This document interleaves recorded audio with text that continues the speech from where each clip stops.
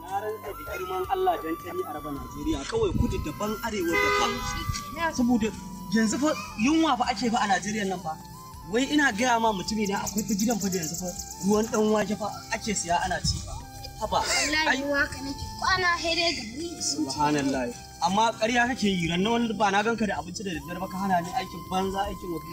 Kai ni ban ga mu'amala ta da ni da kai. Salale a magana fa ake. Da me kiran uban me kake ni?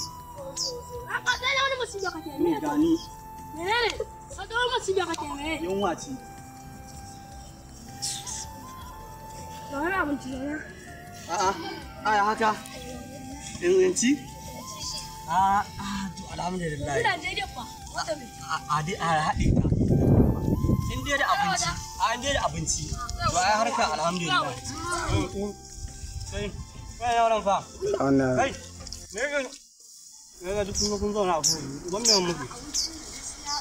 Gaskiya ni haba da Allah haba. Wai ya je ta. Kai dan ma da kai ma fa ba ci za ka yi fa. Wallahi